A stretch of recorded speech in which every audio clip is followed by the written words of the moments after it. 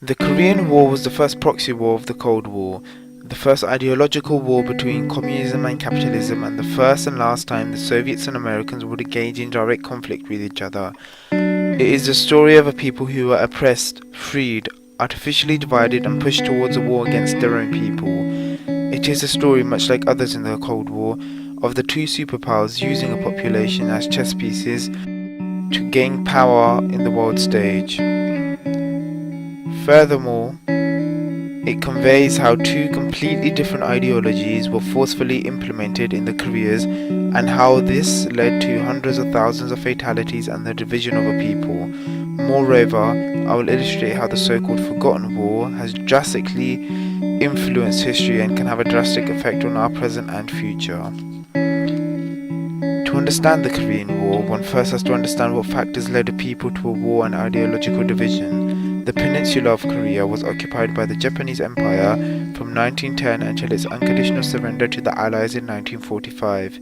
During that period, the Korean people were subject to unspeakable brutality and effectively treated as though they were the Japanese's slaves. Shortly before the unconditional surrender of Japan, the Soviet Union declared war on Japan and set about annexing its vast territory, one of which consisted of the northern half of Korea.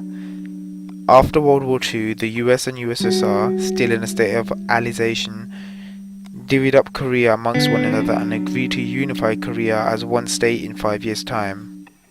However, the transition from World War II to the Cold War changed this completely. The emergence of the two world powers brought about a war of influence and dominance. With this turn of events, Korea, like Germany and later Vietnam, was used as a stage to show ideological dominance of one ideology over another. North Korea was therefore embossed by communism, and South Korea, which was occupied by the US, did in accordance with capitalism and democracy. In both territories, movements of the other ideology were promptly and violently stamped out, and there was mass unrest, mass executions, and economic turmoil. There were, however, many movements seeking to re-establish a united Korea, the prospects of which were wearing thinner and thinner.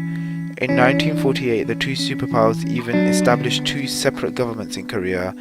In the south, there was the Republic of Korea, and in the north, the Democratic People's Republic of Korea. Although both were portrayed as democratic states, both superpowers appointed the leaders, Kim Il-sung and Ri.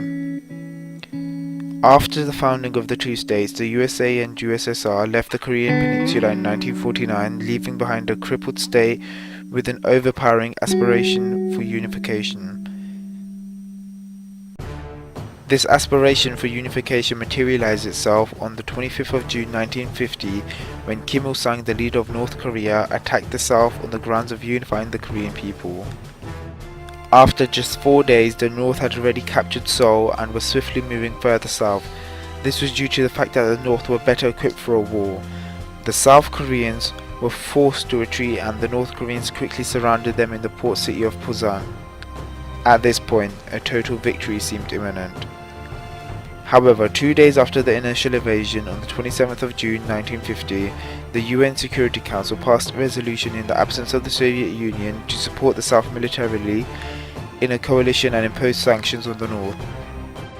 In the following months, the UN coalition, led by the US, prevented a complete victory over the South by weakening the North's supply lines and pushing the North Koreans to the 38th parallel and beyond.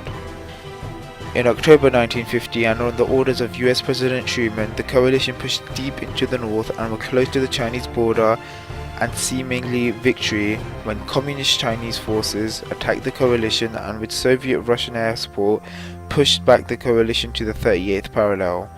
After this, a stalemate quickly developed, with both sides making as good as no gains or losses over the next 1.5 years. On the 27th of July 1953, all warring parties signed an armistice, solidifying the division of Korea.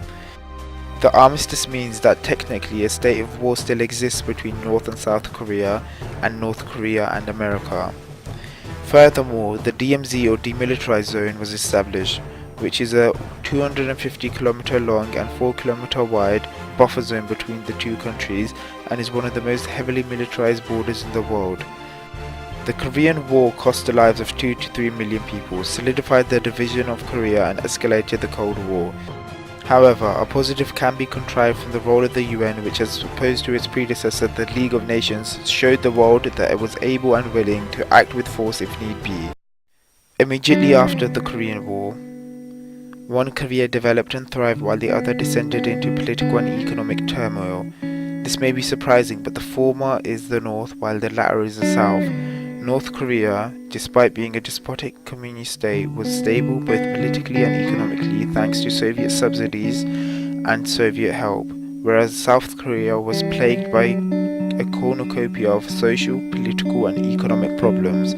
This, however, changed in the 70s with the industrialization of South Korea.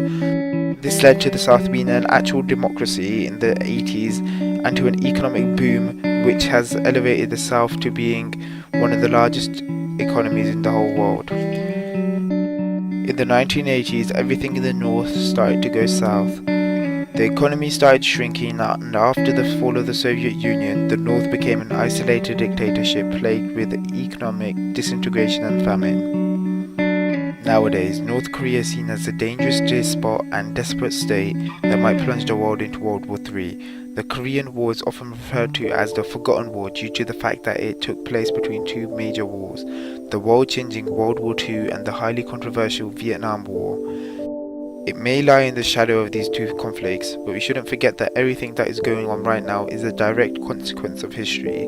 The North Koreans still want to unify with their southern brethren and vice versa. They want to enact revenge upon the Japanese and have threatened them with war and fired missiles in their airspace. This deep hatred can be rooted back to the brutal occupation of Korea by the Japanese. Furthermore, they see America as their mortal enemy for many reasons, one of which being that they prevented the North from uniting in Korea. After the fall of the Soviet Union and the so-called nuclear umbrella, a concept in which communist countries, including North Korea, were protected by the Soviet nuclear arsenal, the North under Kim Jong-il started developing nuclear weapons as a deterrent to any aggressors. This led to an array of sanctions against the North, which didn't deter the North Koreans, as they saw nuclear weapons as the only option to defer and deter aggression, especially American aggression. This position was further cemented when America invaded sovereign countries and toppled leaders in the 90s and 2000s. When Kim Jong-il passed away in 2011, his son Kim Jong-un became the leader of the DPRK and accelerated the development of nuclear technology as well as intercontinental ballistic missiles that could reach the US. A preemptive strike against North Korea and annihilation of the North Korean regime has been discussed many a time, but this would be next to impossible because Russia and China border North Korea, and it is in their interest that no invasion or occupation takes place for geostrategic reasons, and the sanctions against the DPRK are isolating it further and further, which is only worsening the situation as the North has less and less to lose. And finally, with the introduction of nuclear weapons and so many actors, it isn't far-fetched to assume that a conflict with the North will not only cost countless lives, but kickstart World War III. This wouldn't only be detrimental for a particular group, country or region, but it threatens our very existence as a species.